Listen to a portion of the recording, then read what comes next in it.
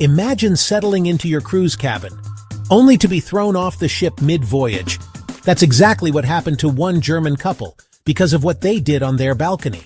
They thought it was romantic. The cruise line called it a security incident. And they're not alone. People have been banned for life, fined hundreds, and yes, even arrested. All for doing things they didn't know were against the rules. So today, I'm going to walk you through the mistakes that can ruin your cruise, with a few cautionary tales, a bit of friendly advice, and the occasional raised eyebrow. Before we get into the juicy stories told in this video, make sure to hit that subscribe button. Nick Nadev once jumped off his Royal Caribbean balcony in Nassau, on purpose. His friends filmed it. The cruise line banned them all for life. Another woman was banned just for standing on her railing to take a photo. Cruise lines don't like risky behavior, and they like lawsuits even less. Falling overboard at sea? Odds of survival are slim, so if you want a thrill, try the water slide, not the second deck railing. Unless you're on one of the few German lines that allow it, don't light up on the balcony. Your neighbors will report you faster than you can say Marlboro. Ignore warnings and you could be disembarked mid-cruise. Smoke inside your cabin? You'll be billed over $250 for deep cleaning. Also, tossing a cigarette overboard? That's how cruise ship fires start. The only thing you should throw over the balcony is your stress. Renate and Volker were enjoying their balcony, a little too much. They were passionately loud, with the balcony door wide open. The result? A security-related disturbance and a one-way trip off the ship. Balconies have gaps, neighbors, and yes, CCTV cameras. So if you're planning something memorable, maybe close the door first. Cruise ships are romantic, just maybe not that public. Cruise lines love music when it's played in the piano bar. Your wireless speaker blasting yacht rock at midnight? Not so much. Too many complaints and they'll confiscate it or shut you down. Same goes for musical instruments, even if you're really good at ukulele. Cabin walls are thin, noise travels. Let your neighbors enjoy their vacation without a personal concert. It's called the wind tunnel effect, and it's very real. Balcony door open plus cabin door open means your paperwork is flying into someone's soup. In extreme cases, doors slam hard enough to injure fingers. Also, it messes with the ship's air conditioning system, which is basically the cruise line's version of sacred ground. So for everyone's comfort, and your fingers, one door at a time. Thinking of packing your kettle, hot plate, or electric blanket? Don't. Unless you're cruising from the UK where some lines provide kettles, they'll be confiscated. Even baby bottle warmers are on the banned list. Hair dryers and curling irons are usually fine, just leave the George Foreman grill at home. Also, surge-protected extension cords =sign automatic removal. On a ship, fire safety isn't a suggestion, it's a religion. Leaving your phone or camera charging while you're out? Cabin stewards are trained to unplug anything left charging unattended. Yes, even your electric toothbrush. It's all about fire prevention. Your iPad isn't worth an onboard evacuation. Want ambiance? Bring battery-powered tea lights. They're romantic and don't set off the smoke alarms. You'd think with a drinks package, the minibar would be free. Spoiler, it usually isn't. I once assumed mine was included, then saw charges for every soda I touched. Unless you're in a suite on a luxury line, expect minibar fees. Also, don't pack the robe or the binoculars. They're not gifts. Toiletries? That's a grayer area. If they're restocked, maybe, but don't overdo it. Here's the golden rule. If it didn't come with the bathroom, don't flush it. No wipes, no hygiene products, no biodegradable anything. Ship toilets use vacuum systems. One bad flush can block 10 rooms. There's a trash bin for everything else. Use it. We've all had the cruise where the toilet didn't work. Don't be the reason it's this cruise. Hanging clothes to dry on your balcony? Don't. They'll fly into the sea or someone's dinner. Use the retractable bathroom line or bring magnetic hooks. And remember, balcony doors and bathroom doors open both ways. I've walked out of the bathroom naked into a very awkward turndown service. Now I use the Do Not Disturb sign religiously. And if you're docked, close the curtains unless you're into free exposure. Every cruise promises a dream vacation.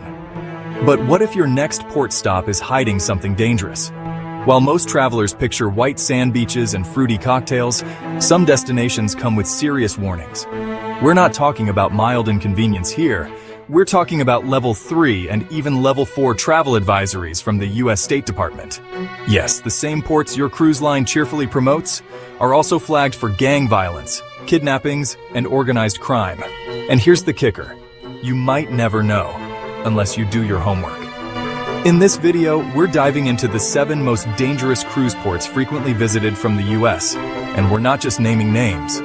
You'll hear what makes them risky, what the government says about them, and exactly how to protect yourself if your ship docks there. This isn't to scare you away from cruising. It's to help you travel smart. Ready to find out which ports made the list? Let's get into it.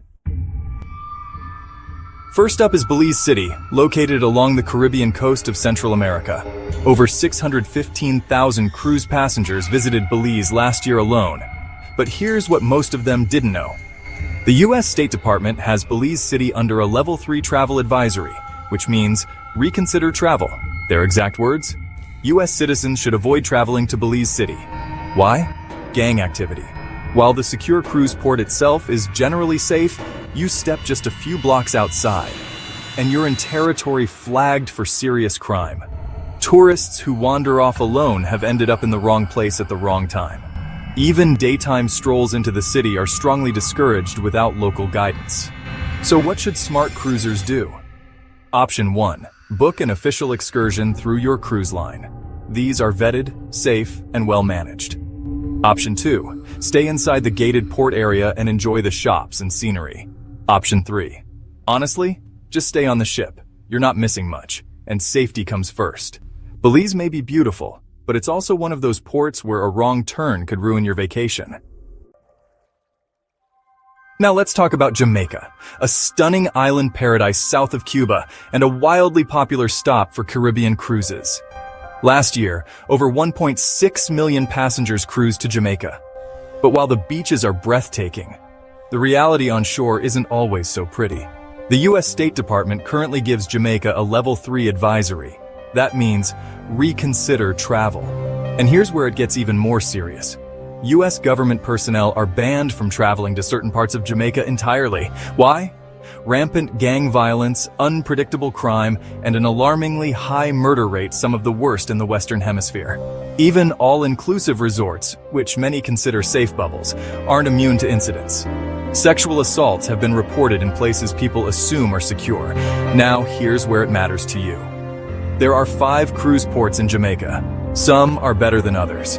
But in general, this is not a place to go off exploring on your own. Cruise ports are usually secure, but once you step outside that perimeter, it's a different story. Booking excursions directly through the cruise line is the safest move. They know which areas are safe and which aren't. Sure, Jamaica has its charm, but smart cruisers know that safety isn't something to gamble with. Don't let a paradise postcard blind you to a very real risk. Welcome to Mazatlan, Mexico, a vibrant Pacific port with serious baggage. On the surface, it's a colorful, festive destination. But beneath the palm trees and mariachi bands lies a level 4 US travel advisory. That's the government's highest warning. Do not travel. So why are cruise ships still going there? Simple. The cruise industry heavily vets its routes.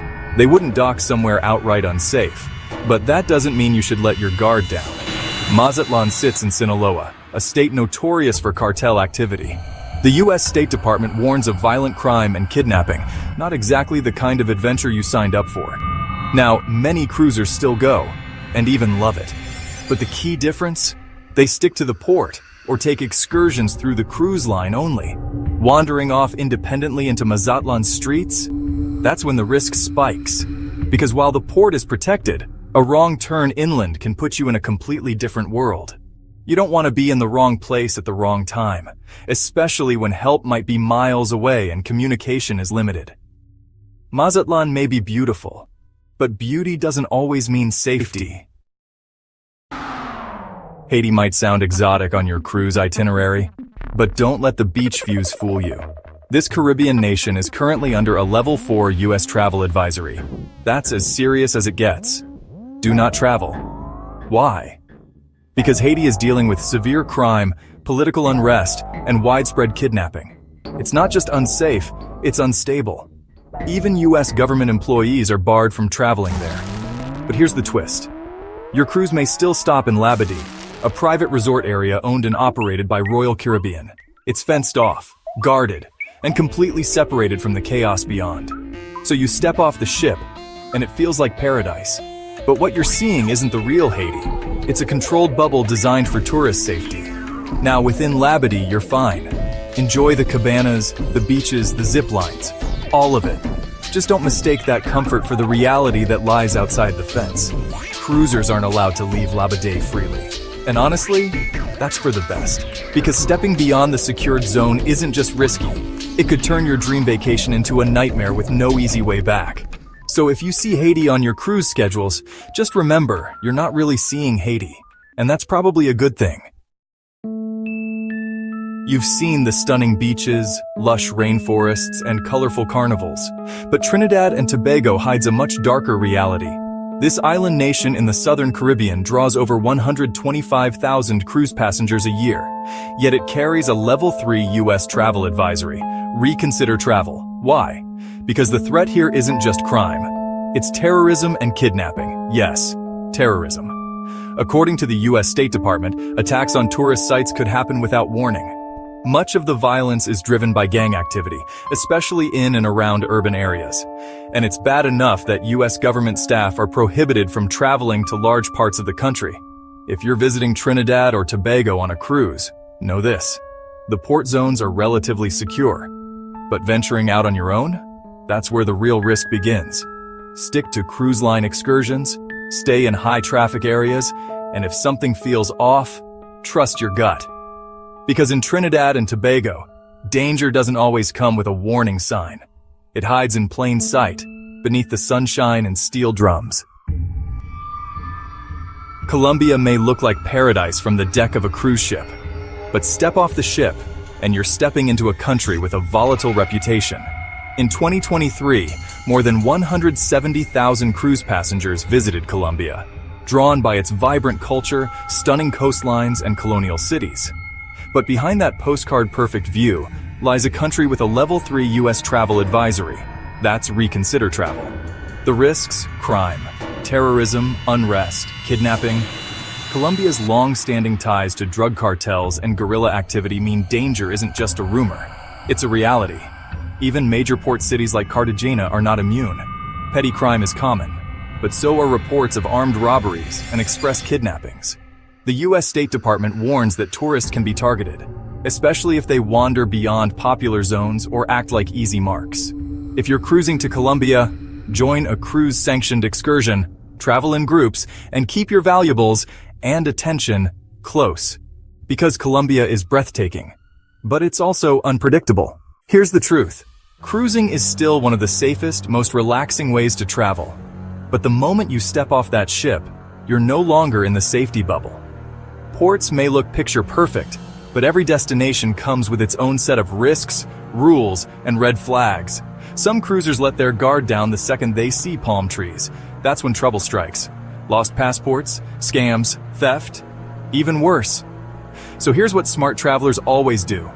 They research the port ahead of time, stick to well-reviewed excursions, and never assume that just because it's a cruise stop, it's safe. If you're not sure about a place, don't wing it. Ask questions. Read reviews, talk to your cruise line, and when in doubt, stay on board. That's not a missed opportunity. It's a smart decision. Before we go, what's the sketchiest port you've ever been to? Drop it in the comments. Your story could help someone else stay safe. If you found this video helpful, give it a like, and don't forget to subscribe for more insider cruise tips. Until next time, stay smart, stay safe, and keep cruising like a pro.